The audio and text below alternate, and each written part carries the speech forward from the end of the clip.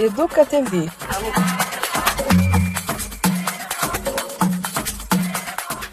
Apresenta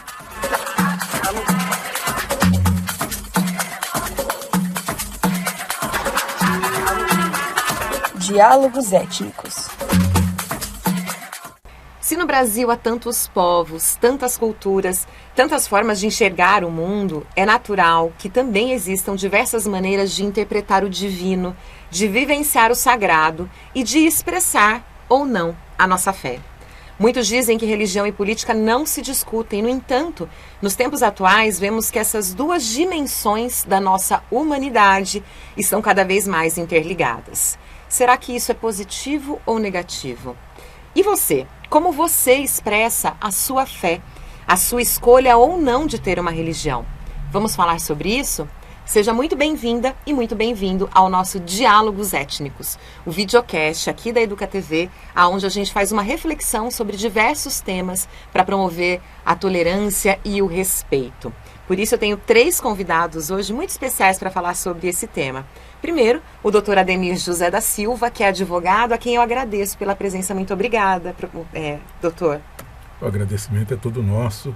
É uma oportunidade ímpar, de podermos expressar o nosso trabalho, a nossa religiosidade e desenvolver esse diálogo tão proveitoso para toda a população e a humanidade. Muito bom. Também dou as boas-vindas ao pai Joãozinho. Seja muito bem-vindo e muito obrigada pela presença. Obrigado, um forte saravá a todos aí. É um prazer estar por aqui. Esse assunto é muito importante, muito atual, muito pertinente. Muito importante falar sobre isso. Estamos aí. E também o professor Glauco Barsalini, que é professor em Ciências da Religião da PUC Campinas. Seja bem-vindo, professor. Saudações, muito obrigado. Agradeço pelo convite. É uma honra estar presente aqui com as pessoas que estão para discutir esse tema tão importante, né? Vamos lá, vamos iniciar. Vamos. Eu já disse quem são vocês, mas eu gosto que cada um aqui possa falar um pouco sobre si, porque é importante também que a gente possa dizer sobre nós e sobre como a gente se relaciona com esses temas. Professor, doutor, como é que o senhor se relaciona com esse tema? Quem é o doutor Ademir José da Silva? Bom, eu sou um advogado que, com relação a esse tema, eu presido a Comissão de Direito e Liberdade Religiosa da OAB Campinas há 7 anos. E essa comissão ela busca uma inter-relação religiosa. Então, todos os credos religiosos, ou até sem credo religioso, podem participar da nossa comissão. Unidos, o ponto que nos une é o amor. E a fé que eu pratico, eu sou budista, pratico o budismo de Nichiren Daishonin. Aqui no Brasil ele é professado pela Associação BSGI, que é um ramo da Soka Gakkai Internacional, que é essa religião oriunda do Japão, que veio para o Brasil em 1960. E aqui nós praticamos, eu entrei em 89 e pratico essa religião. Então esse é o universo em que eu transito, aí buscando essa interconexão religiosa, tendo o amor e o respeito máximo à dignidade da vida. Muito bom. E você, pai Joãozinho, conta pra gente. Bom, eu tenho uma casa de Umbanda em Campinas, o Terreiro da Rosa Benedita. Ela tem 20 anos de trabalho. A gente é uma casa meio diferente, doutor? A gente trabalha um pouco mais na política, movimentos sociais, luta contra o racismo, contra a homofobia, com LGBTfobia. Então a gente procura levar a religião para fora do terreiro. Estão algumas cacetadas por aí, mas a gente tem que lutar pelo que a gente pensa. Dentro do terreiro é fácil, difícil é fora. O mundo está muito triste, muita violência, muito preconceito. Esse é o nosso trabalho, doutor. Junto com o doutor na nossa comissão, é muito importante esse trabalho de levar a informação. A gente sempre fala que quando a gente conhece mais de uma religião, a gente fica muito mais coisas iguais do que diferenças, O foco é o amor, realmente. Esse é o foco. Tem mais coisas iguais do que diferentes. Muito bem. E você, professor, conta pra gente. Eu leciono na PUC de Campinas, sou da área de Ciências Sociais e Ciências da Religião. Me vinculo à Faculdade de Ciências Sociais, onde eu ministro uma disciplina que é Sociologia no Brasil. Ela tem variações, né? Identidade nacional, identidade cultural. E também leciono no programa de pós-graduação em Ciências da Religião da PUC de Campinas, que tem mestrado e doutorado, e estudo religião e política há vários anos.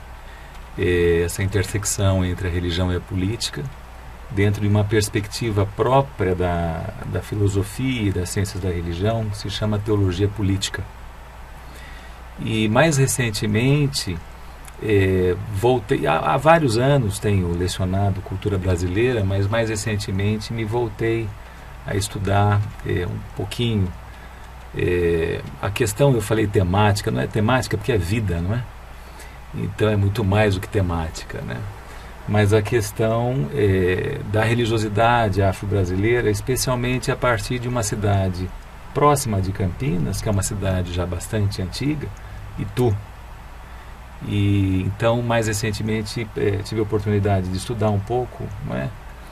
A literatura da cidade sobre a religiosidade afro-brasileira, que tem desdobramentos tanto nos terreiros de Umbanda, Candomblé, Quimbanda, e também no catolicismo, né?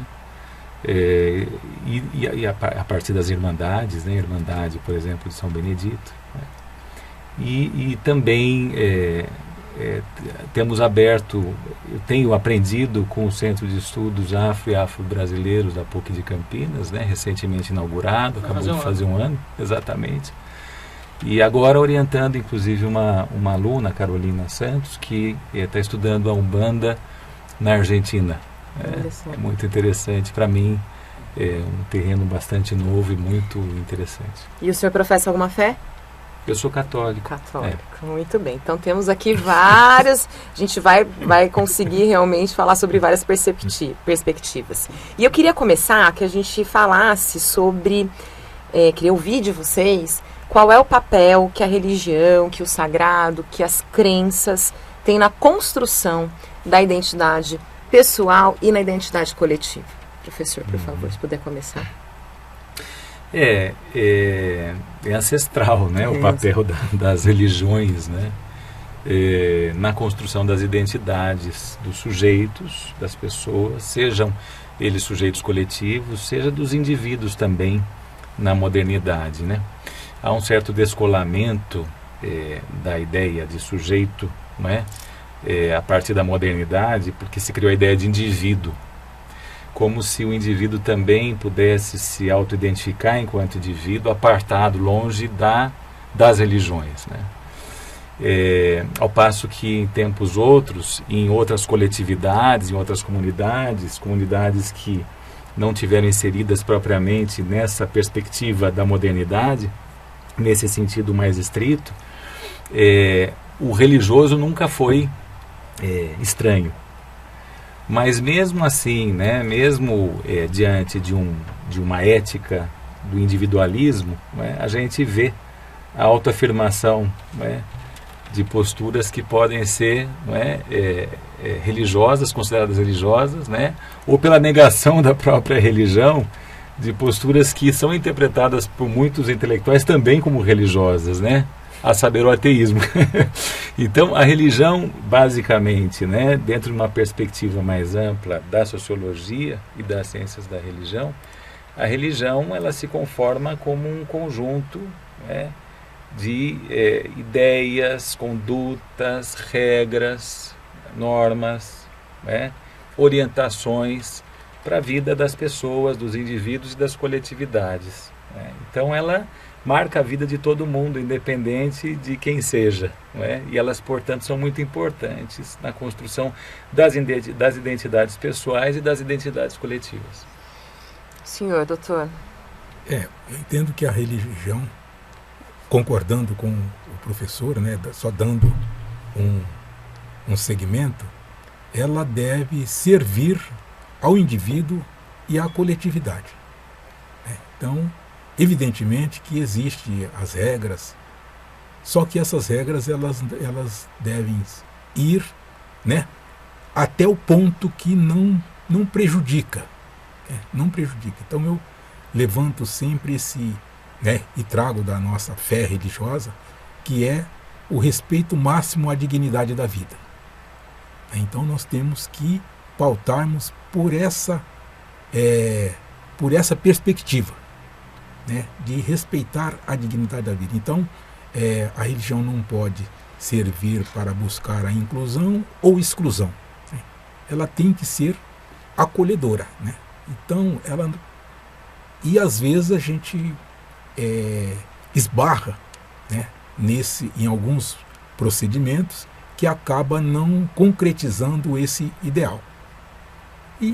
Mas entendo que nós estamos aqui, somos seres que em construção. E as religiões também são entidades em construção. Então, aquilo que às vezes um costume que se praticava ali atrás, né, num determinado momento, pode sofrer uma determinada adaptação, né? Não vou dizer mutação, adaptação. E, pai Joãozinho, falando ainda sobre esse papel da construção, né, na sociedade, por exemplo, né, a Umbanda e outras religiões de matriz africana também acabam sendo uma ferramenta, um movimento, não sei exatamente qual a palavra, mas também não só de exercer o sagrado, mas também de resistência. Na verdade, a gente fala que nós somos formadores de opinião. Nós recebemos as pessoas muito judiadas, psicologicamente abaladas, espiritualmente abaladas. E a gente tem que formar essa pessoa, tem que primeiro a consertar, a acalmar, dar caminhos para ela, formar novamente a ideia dela. Porque, por exemplo, quando a gente recebe uma pessoa da comunidade LGBT, a família não recebe. Se não vem para um terreiro, ela vai para a rua. Ela não quer ficar na rua, ela vai se prostituir. Então a gente tem que abraçar. A gente não vê o sexo da pessoa, não vê a cor, não vê a gente vê o ser humano. Eles chegam infelizmente, muito acabados. E às vezes é o último recurso, né? Então a gente tem que receber, sem olhar a cor, sem olhar o que ele fez, tentando dar um caminho. E a gente com o microfone é uma coisa muito importante. São comunidades, né? A gente faz o trabalho social na comunidade, a gente forma opinião. Uma palavra minha errada vai atrapalhar. Há uns 7 anos atrás, meu terreiro estava 21 anos no mesmo lugar, né, em frente a uma igreja. Alguns anos atrás, uns 5 anos atrás, a pastora falou no microfone: tem que tacar pedra em umbandistas, tem que tacar fogo em umbandistas. O que aconteceu? Tinha um rapaz, ele saiu da igreja e veio com revólver no meu terreiro. É muito sério isso, o microfone é uma coisa muito forte. E o que a gente vai fazer? Tem que chamar a polícia. Então a gente tem que pensar o que a gente fala. Uma palavra errada atrapalha muita gente. Principalmente as crianças. Eu trabalho com crianças, com adolescentes, então a gente tem que pensar o que fala. Nós somos formadores de opinião. Tem que pensar muito nisso, é o acolhimento. Infelizmente não acontece muito isso nas demais religiões, principalmente com a comunidade LGBT. Mas é importante falar sempre sobre isso. Eu falo sempre sobre esse acolhimento, é muito importante. A pessoa vai para se prostituir. Então é um caminho, é um exemplo, ela vai se acabar. E falando, né, isso que você trouxe, e eu queria que a gente falasse também, porque, de fato, né, os líderes religiosos, né, as pessoas que têm posições de destaque, elas acabam influenciando, com certeza, né, sobre a vida daquelas pessoas que atrapalha muita gente, que a sociedade acha que tem que ser gato e rato, não briga com ninguém. O doutor vai lá no meu terreiro, ele vai sempre faz os mantras dele, não faz outro. Eu ensaio com ele. Vai pastor, vai rezar comigo. Eu vou na igreja católica, não tem por que brigar. Essa briga não existe. Não somos gato e rato. Nosso pensamento é outro. Tem gente louca, tem, em toda religião, tem gente maluca. É verdade. Mas nós estamos criando um coletivo muito bom na cidade de Campinas. Um religioso de verdade, que pensa no ser humano, de respeito. A gente tem uma associação que é a Armar, que eu sou o diretor executivo. Somos 250 regiões humanas que andam na cidade. Trabalhando junto, pensando na sociedade. E isso é muito importante, essa coletividade. Não somos inimigos, somos parceiros. E o que eu queria que a gente falasse, nesse sentido não também só da intolerância, né, que o professor estuda inclusive política e religião, né? Eu tenho percebido não, né, isso é fato no Brasil, né, que as igrejas, que algumas denominações, e aí sem fazer nenhum julgamento de uma ou outra, tem se tornado palanque político também, né? Então se influencia no sentido do ódio, da intolerância. Também temos visto no Brasil a influência dessas religiões, né, de algumas religiões, na política. O quanto isso é prejudicial para o processo democrático, professor? Eu acho que a gente está falando aqui justamente de um princípio, que é o princípio da inclusão ou da exclusão. Não é? Então, assim, acho que quando o doutor fala de acolhimento, né, ele está pensando justamente, não é, na ideia de que o espaço público é o espaço do diálogo. também do debate, Sim. também o espaço das tensões sociais, das tensões econômicas, das tensões culturais. Isso também faz parte do processo. Mas, acima de tudo isso, é o espaço do diálogo. E pensar num Estado secularizado e laico, né? No Brasil, no contexto brasileiro, isso pode ser diferente, isso é diferente de país para país. Isso é diferente, por exemplo, comparativamente em relação ao modelo francês. Mas pensar laicidade no Brasil implica em pensar na possibilidade do livre trânsito e do diálogo pleno, diálogo mesmo, aqui o programa se chama Diálogos Éticos, do diálogo pleno entre os diferentes. Então, é pensar justamente no reconhecimento da pluralidade e no diálogo pleno entre os diferentes, as pessoas diferentes, não é? Então, isso é também um princípio muito importante, não é? Porque se a gente trata o diferente na chave da desigualdade, não é? A gente vai pensar que alguns são superiores e outros são inferiores. Mas se nós tratamos os diferentes na chave da igualdade, nós vamos pensar que todo mundo está no mesmo patamar de diálogo e de troca. E isso é inclusivo. Isso é acolhedor. E esse é o horizonte, né, da nossa laicidade. Que a gente possa ocupar o espaço público, nos pronunciar, respeitando plenamente as condutas, os valores, né, do outro, que simplesmente é diferente em relação a mim, mas não desigual, porque tem os mesmos direitos, tem direitos iguais a poder se expressar, a poder dialogar. Então, o cuidado em relação às pessoas que estão marginalizadas, o cuidado em relação às pessoas que vivem em condições diferentes daquilo que é premissa, né? Que é a ideia de que a maioria deveria viver de um jeito, isso é fundamental. É o reconhecimento pleno de que, no fundo, o que existe é uma pluralidade de formas, de maneiras de ser, de maneiras de pensar, de maneiras de existir, e, portanto, que apontam num sentido maior, que é o sentido da coexistência, né?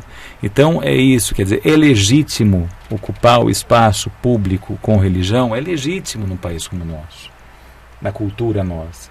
É legítimo fazer política no espaço público, tudo bem.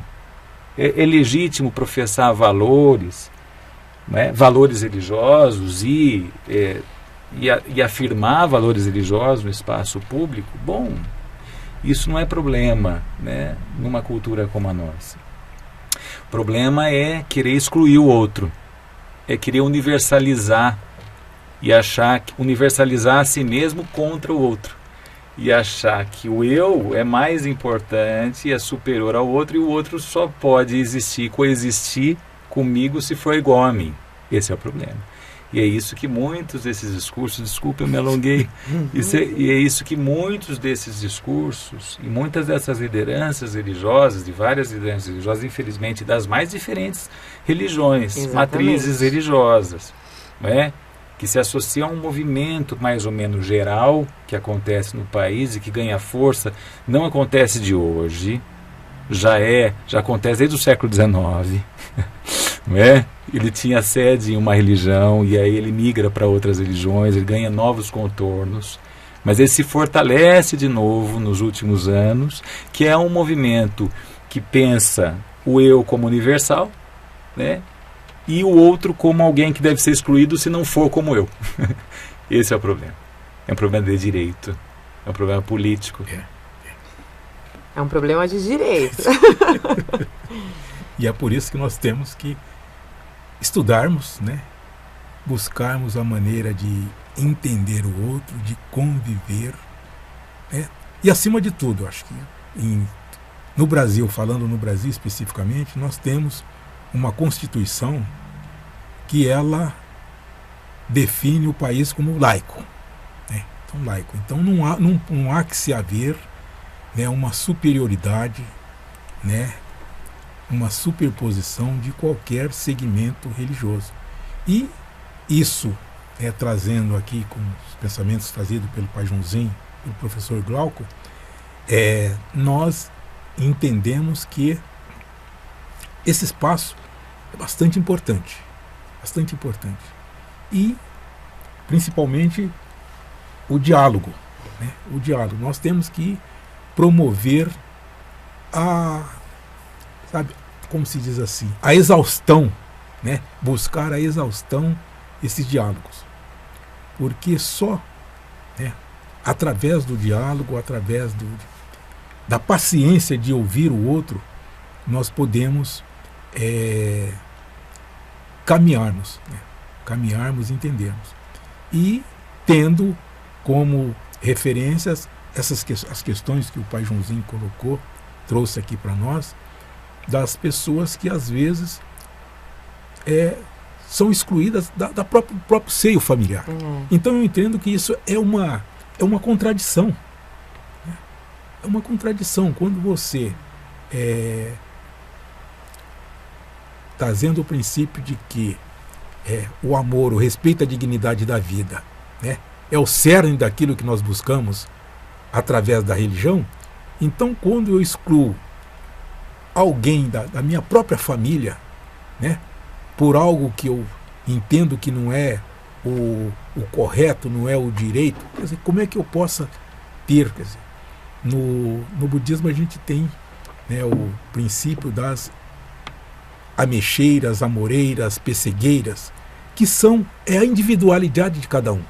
Cada um tem a sua, né? Cada um tem o seu papel, cada um tem a sua importância, e tudo que nós devemos fazer, produzir, professar, deve ser para o acolhimento harmonioso de todas essas espécies. Até porque, né, pai Joãozinho, nós somos seres políticos. A gente está falando aqui, né, de questões que acabam levando para as questões partidárias quando a gente começa a falar sobre esse assunto. Mas, na verdade, política não é necessariamente associada, atrelada ao partido, a um partido, né? Como você falou, você tem um trabalho lá que acolhe pessoas que foram excluídas, né? Pessoas que foram deixadas por suas famílias. Isso também é fazer política. Com certeza. Fazer religião é fazer política. Eu penso assim, o evangelho, os pentecostais, eles estão certos, tem que ocupar espaço. Estão certos sim, a gente está atrasado, doutor. E minha briga é essa, a gente tem que ter gente todo quanto é canto. Tem gente no Conselho de Cultura, Conselho da Comunidade Negra, gente lá, de Umbanda. Tem que ter voz. No meu terreiro, esse ano que é eleição, toda sexta-feira leva um candidato para lá. Levei 7 já, para falar, não partidário. Levei da esquerda, da direita, agora tem que conversar, para a gente achar. Esse negócio de brigar por partido é bobagem. Eu tenho um partido político, mas eu não misturo. Então eu levo, essa semana passada, eu levei um candidato da esquerda, da direita, então a gente tem que conversar. É ocupar espaço. A gente está atrasado nisso. E quando a gente não entender isso, a gente não vai caminhar. Como que eu vou fazer uma lei se eu não conheço a minha religião? Não consigo aprovar um projeto. Não é uma crítica, mas, por exemplo, aqui em Campinas, se eu for propor um projeto nosso hoje, tem muito vereador evangélico. Eles não votam contra, eles saem da sala. O que eu vou fazer? Não tem como reclamar. É política, isso é política, a gente tem que ocupar espaço e entender como se fazer. Então esse é o nosso trabalho. Mostrar quem está com a gente, sem criticar, mas ocupar espaço sim. Semana retrasada tive com o prefeito, a gente teve um problema no terreiro de violência, ele nos recebeu com todo carinho, com todo respeito. E ele acho que ele é evangélico, mas sempre abre as portas da gente, uma pessoa muito boa. Então é respeito, como o doutor falou, respeito e amor. Ele nos recebe, sempre que ele recebe a gente nas festas, então é isso, ele nos respeita, a gente tem que respeitar também. É ocupar espaço. E eu queria que a gente falasse um pouco, professor, essa coisa do ritual para as pessoas, né, para a humanidade, assim, de forma geral. Isso é intrínseco? Isso faz parte da nossa humanidade? Claro que tem gente que não tem fé nenhuma, que não acredita em nada. Mas essa coisa do ritual, de precisar do sagrado, do divino, faz parte da nossa humanidade? Faz parte da história humana, de toda a história humana. Eu não sei te dizer se faz parte da humanidade, nesse sentido assim, existencial. Porque essa discussão é muito profunda e assim, controversa. Né? Mas Tem muita gente que diz que sim, particularmente eu acho que sim, mas é uma posição pessoal, porque no mundo do estudo, no mundo da ciência, tem muita gente que vai dizer que não é intrínseco ao ser humano, é ensinado, não é?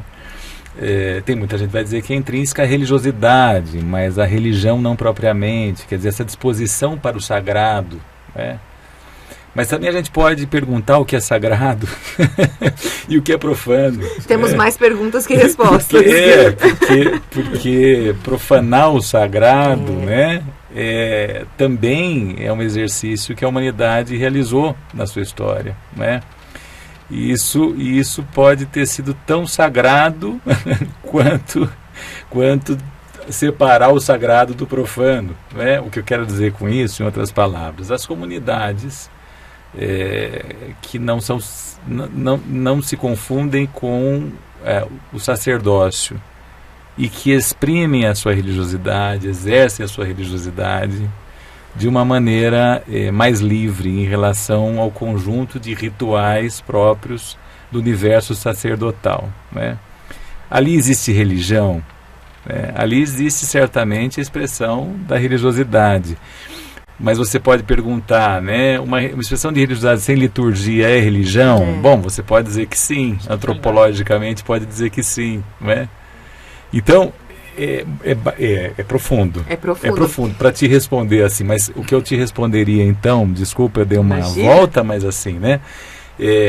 Historicamente, os seres humanos, as diferentes comunidades, as diferentes sociedades, sejam elas chamadas de civilizações ou tribos ou enfim, não é? Chame como quiser, não é? As diferentes sociedades desenvolveram sim o senso do sagrado, desenvolveram sim o senso do profano, desenvolveram sim o sentido da profanação do sagrado como algo perigoso, não é? Ou não, dependendo da comunidade e do momento histórico, né? Agora, se me permite, eu gostaria só de recuperar uma fala sua anterior, que é a questão dos partidos políticos, né? Nós vivemos um momento histórico, né, em que há um certo desgaste consentido pela grande mídia, inclusive, ou pelas grandes mídias, porque não dá para falar mais que existe só uma grande mídia, de que os partidos políticos, né, estão desgastados, eles não dizem mais para a democracia. Nós temos visto o risco disso. Sim. Então, só quero recuperar uma questão. Não estou dizendo que a questão da defesa da política ela seja exclusivamente partidária. Mas eu estou dizendo que os partidos políticos são fundamentais no processo democrático de direito. Tem toda razão. Por quê? Porque, do contrário, a gente vai descolar do partido e vai achar que as pessoas são mais importantes para decidir a vida de todas as coletividades do que os programas partidários. E quando nós votamos, nós elegemos e devemos continuar elegendo. Se abortou quase. Isso é um risco, porque a fagulha dos fascismos é justamente essa. As experiências do fascismo e do nazismo no século XX, elas são justamente o resultado de um descolamento do programa. Sim. E a modernidade e a república, o senso de república na modernidade se erigiu sobre a ideia de que existem partidos políticos, que existem planos políticos, e esses planos devem ser colocados à votação das populações. Então isso é importante, nós precisamos recuperar esse senso, porque eu sou um sujeito, não é, que cresceu no momento histórico da ditadura, né? E que virou jovem no momento histórico da democracia. Eu me lembro muito bem como foi difícil reconstruir o senso de democracia no Brasil. E o senso de democracia de uma Constituição cidadã passava necessariamente pela pauta partidária. E as religiões ocuparam esse espaço, desde lá. Desde a Constituição de 80, desde a Constituinte de 88, a formulação 87 para 88, a formulação da Constituição, ocuparam esse espaço legitimamente. Nós devemos recuperar esse sentido. Isso é muito importante. Tem toda a razão, inclusive porque para que a gente possa exercer os nossos credos, as nossas crenças e os nossos divinos, a gente precisa viver numa democracia, né? Sim. Porque quando se instaura uma ditadura, a gente perde todas as nossas liberdades. Isso é muito importante que seja dito, né, doutor Ademir? É fundamental. É fundamental. Quando a gente... nós vivemos, e o professor trouxe aqui, muito precisamente, a importância da Constituição. Nós tivemos os debates pré-constituinte, né, que tinha aquela efervescência da população, né, das associações, das igrejas, né, e é uma Constituição que está ali, sabe? É uma Constituição moderna. Então nós precisamos, e que garante, né? Então a gente fica muito assustado quando a gente percebe, né, alguns discursos muito curtos, né? Assim, hoje a gente fala das mídias sociais, né?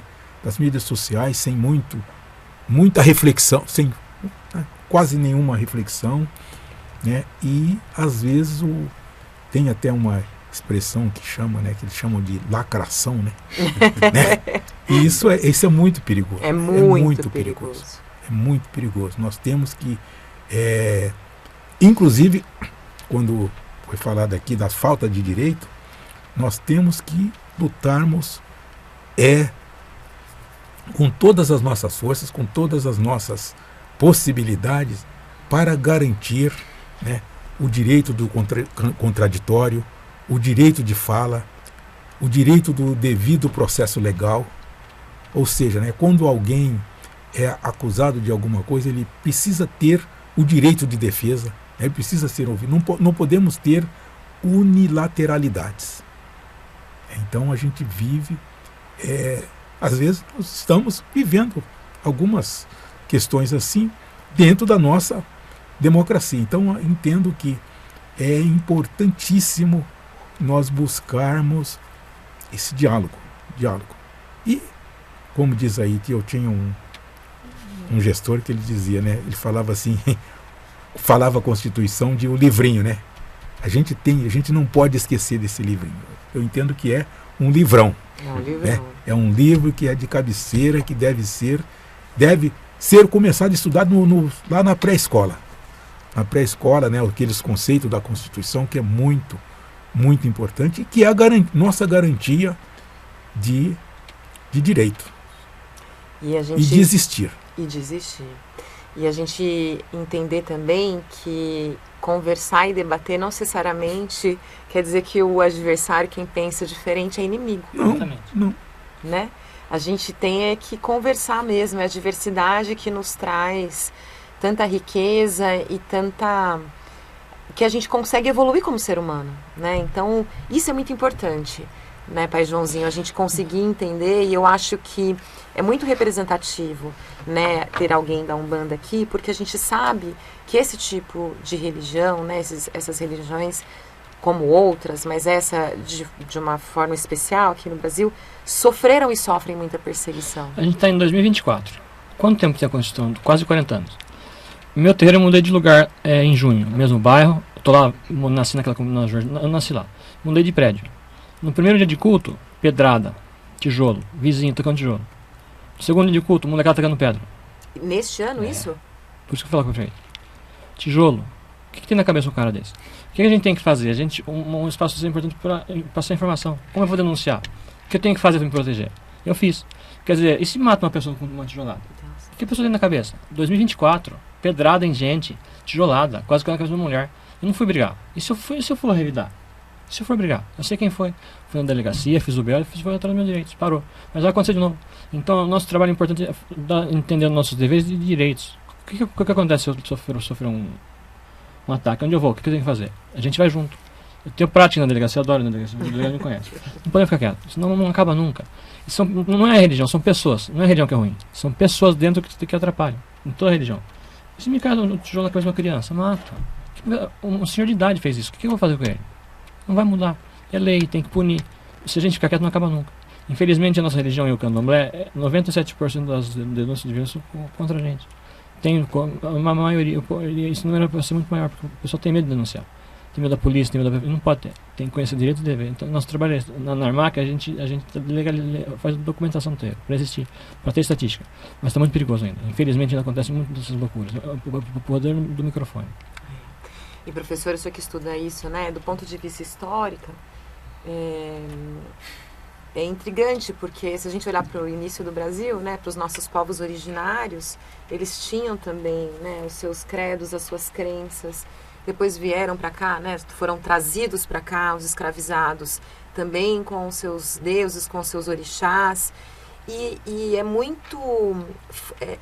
só pode ser, né, por conta do racismo e do preconceito, o quanto tudo isso foi apagado a ponto de virar ódio. É isso mesmo. É porque, na verdade, a gente tem assim uma contradição, né? Uma oposição entre um projeto de poder, que, mais uma vez, eu digo, é universalizante e não quer reconhecer a diversidade, e uma existência diversa nas diferentes culturas que compõem o país. E esse projeto de poder, que é predominante desde o período colonial, com as suas variações, né? A colônia foi uma coisa, o império foi outra, a república é outra, e também existem fases diferentes na história de cada uma dessas épocas, né? De cada um desses períodos históricos do Brasil. Mas a questão é que, fundamentalmente, não é, existe um certo conserto, né, num projeto de poder que exclui essa diversidade, como eu dizia, né? Então, o cristianismo, ele é muito abrangente, né? O catolicismo, ele se pretende universal. E na universalidade dele, ele reconhece a diversidade. Mas existem vertentes dentro do cristianismo que pensam que a universalidade não é equivalente à diversidade. A diversidade, né? Essas correntes, elas têm sido predominantes, não diria hegemônicas do ponto de vista cultural. Quando a gente fala hegemonia, a gente fala não de uma predominância de poder exclusivamente, mas a gente fala de um certo consenso. Então eu não diria que ela é hegemônica nesse sentido de que ela ganhou consenso em toda a sociedade brasileira. Mas ela é predominante. Ela é predominante como projeto de Estado, infelizmente, no Brasil. Inclusive, professor, a gente não usa mais a palavra intolerância religiosa. Não é intolerância, Pois é. racismo religioso. Pois é. Não usa mais essa palavra. O termo agora é racismo religioso. É isso. Racismo religioso. Porque precisa mais, é mais preciso. Vocês têm toda a Isso, razão. agora essa é a palavra. É mais preciso. Porque o que seria o ideal de uma perspectiva interreligiosa? Não seria nem que a gente precisasse da palavra tolerância. A palavra seria abertura, seria outra coisa, né? Seria amor, abertura é outra coisa, né? Então, tolerância implica na exigência do direito. Tem ali alguma coisa de coercitivo na tolerância.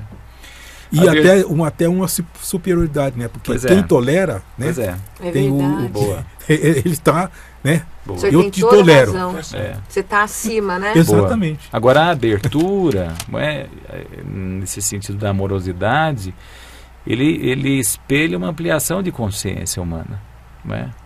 Então, isso é fundamental, né? Então, por que a gente tem quase 40 anos de Constituição e continuam acontecendo atos inconstitucionais? Porque esses atos Existe a lei. são inconstitucionais, são ilegais, são criminais. São odiosos. Não é? Pois é. Então, por que a gente tem isso, apesar de uma Constituição, apesar de uma diretriz, né, que é educativa? Porque talvez, mais no fundo, a gente tenha um projeto de Estado excludente que legitima de alguma maneira, lá no fundo, que legitima de alguma maneira um modus operandi, uma prática, e aqui eu estou indo um pouco mais fundo, eu estou mergulhando um pouquinho mais fundo, que é a prática do racismo. Que de alguma maneira, embora ela seja ilegal, não é? Ela é legitimada culturalmente. Como foi o ex-presidente Politicamente. da Palmares? Ele era racista. Pois ele é. era racista. Politicamente. 4 anos lá. Pois é.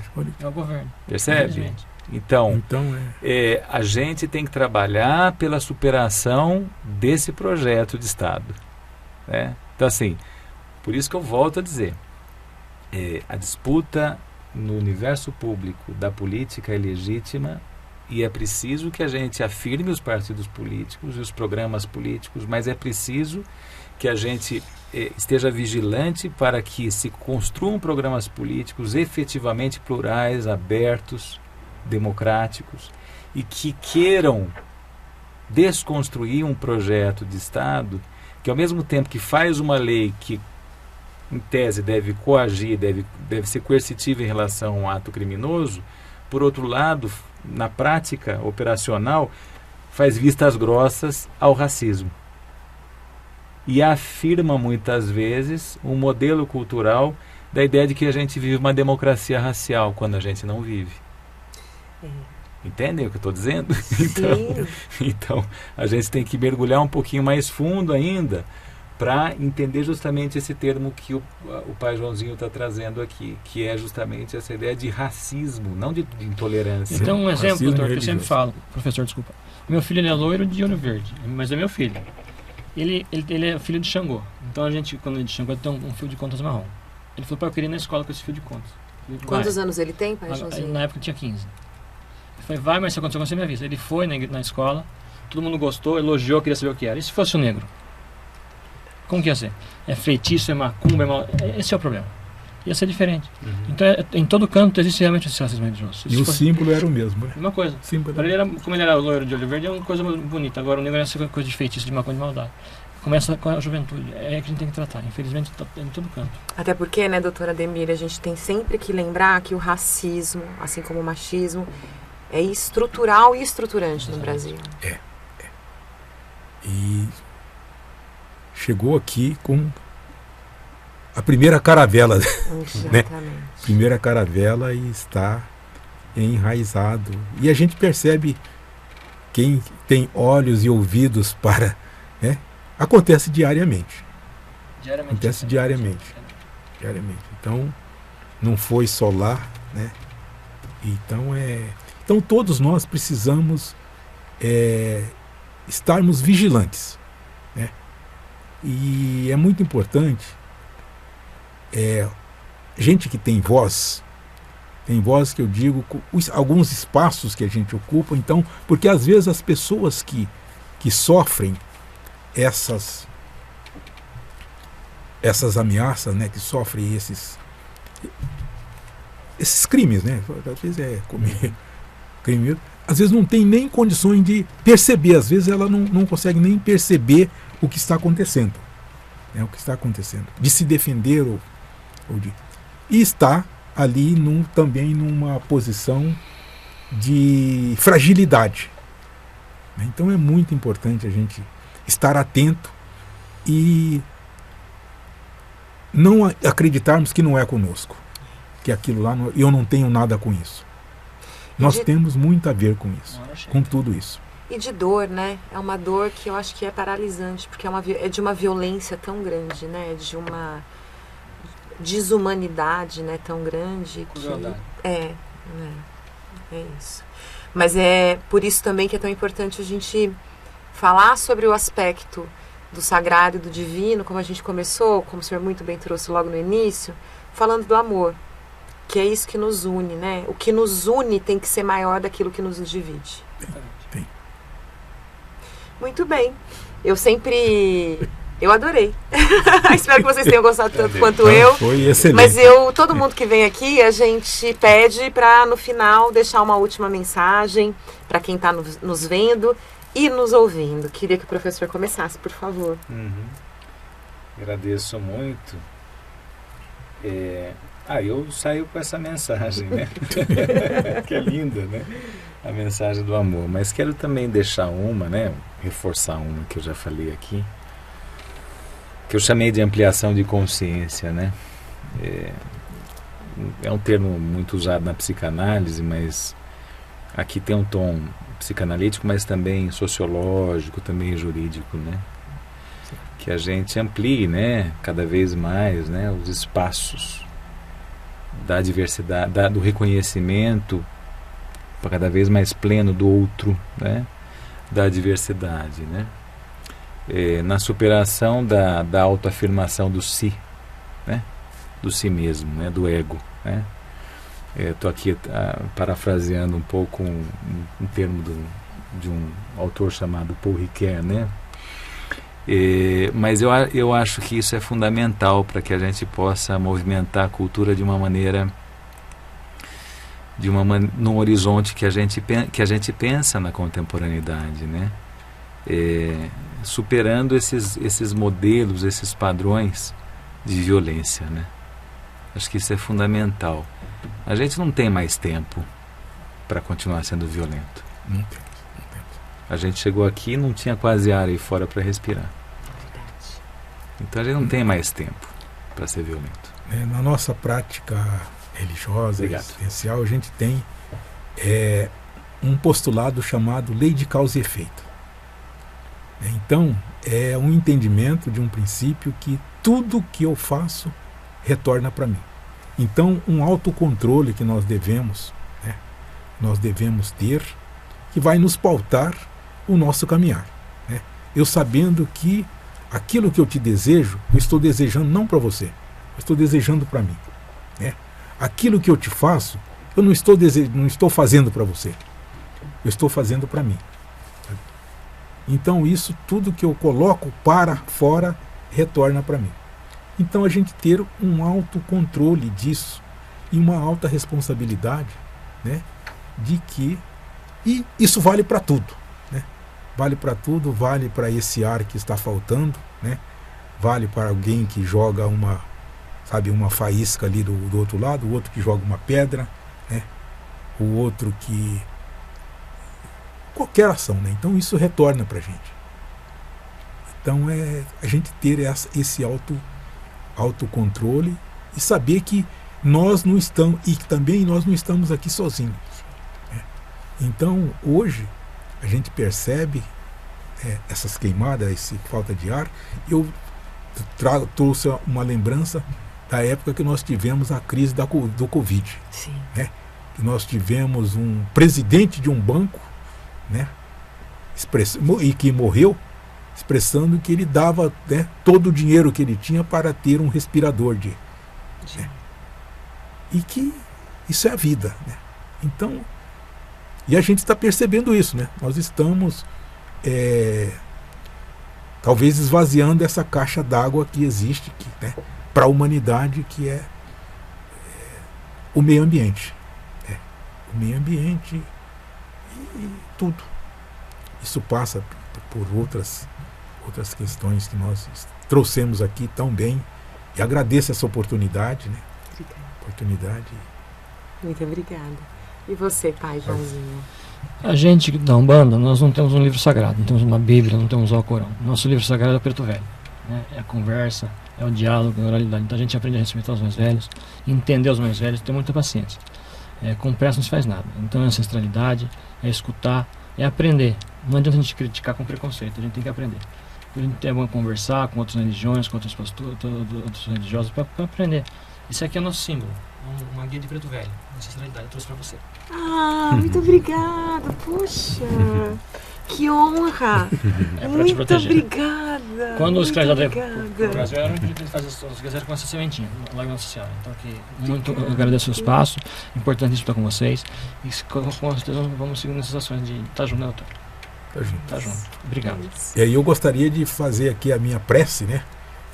É um mantra que nós fazemos, que esse mantra é para toda, né? Eu já aprendi, né? Chama Nam Myoho Renge Kyo. Então a gente recita esse Nam Myoho Renge Kyo um pouquinho, né? Uma vez, quem recita esse Nam Myoho Renge Kyo uma vez nessa existência, né? Ele adquire boa sorte para essa e outras existências, né? Então, Nam-myoho Renge-kyo, Nam-myoho Renge-kyo, Nam-myoho Renge-kyo, Nam-myoho Renge-kyo. Muito obrigado. Obrigada, muito obrigada. Obrigada. Bom, e coração quentinho, cheio de amor e de respeito e de fraternidade, a gente termina o nosso Diálogos Étnicos de hoje. Agradeço a sua companhia, agradeço a sua audiência e peço que você esteja aqui com a gente na semana que vem para mais um bate-papo, para mais uma conversa cheia de reflexão sobre a diversidade. Nos vemos na próxima quarta-feira. Até lá. Educa TV.